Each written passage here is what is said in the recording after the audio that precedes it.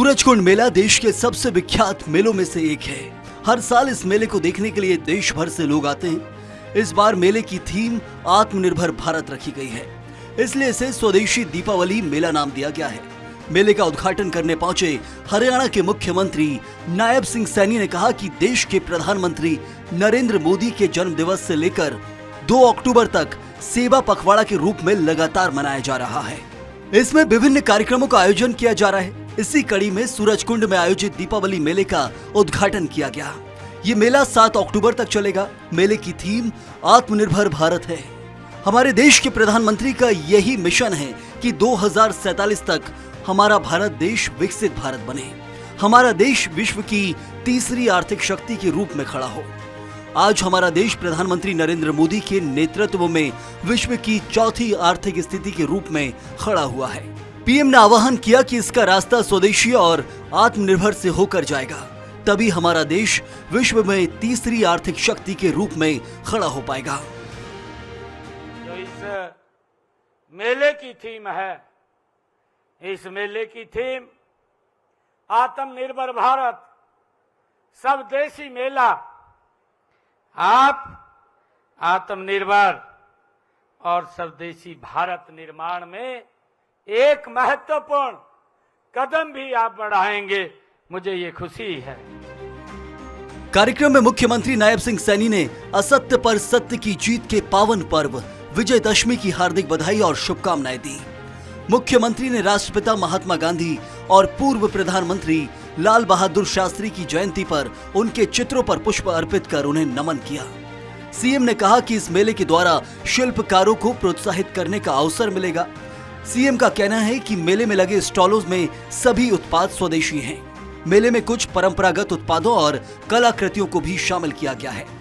कहा कि हरियाणा में पद्मा स्कीम के तहत वन ब्लॉक वन प्रोडक्ट को प्रोत्साहित किया गया।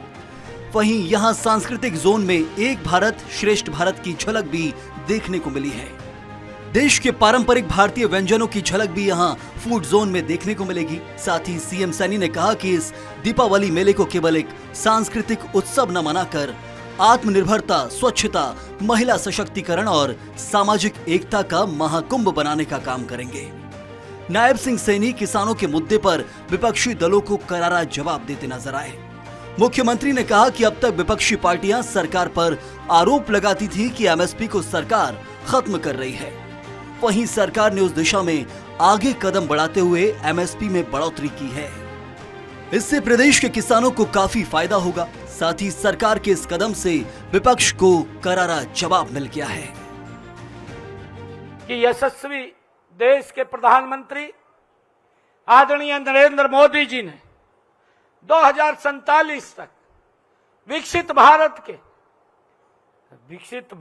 के इस राष्ट्र का लक्ष्य रखा है। विकसित भारत के लक्ष्य को प्राप्त करने का मार्ग केवल लोकल फॉर वोकल है। हरियाणा के मुख्यमंत्री नायब सिंह सैनी ने प्रदेश की पंचायती राज संस्थाओं को बड़ी सौगात देते हुए राज्य वित्त आयोग की दूसरी किश्त के रूप में 404 करोड़ 79 लाख रुपए की राशि जारी की। ये राशि सीधे 5,719 ग्राम पंचायतों, 144 पंचायत समितियों और 3 जिला परिषदों के खाते में स्थानांतरित की जाएंगी। इस कदम से ग्रामीण अंचल के विकास कार्यों को नई गति मिलेगी और स्थानीय स्तर पर जन सुविधाओं के विस्तार को मजबूती। मुख्यमंत्री ने कहा कि वर्तमान सरकार ने पिछले 4 सालों में पंचायती राज संस्थाओं को 3700 करोड़ रुपए की राशि विकास कार्यों के लिए दी है। इनमें से 3300 करोड़ रुपए गांव के बुनियादी ढांचे और जन सुविधाओं पर सीधे खर्च किए गए हैं। सीएम ने स्पष्ट किया, सरकार का दृष्टिकोण केवल धन आवंटन तक सीमित नहीं है, बल्कि 73वें संविधान संशोधन की भावना के अनुरूप पंचायतों को अधिक अधिकार, अधिक संसाधन और अधिक जिम्मेदारी सौंपना है।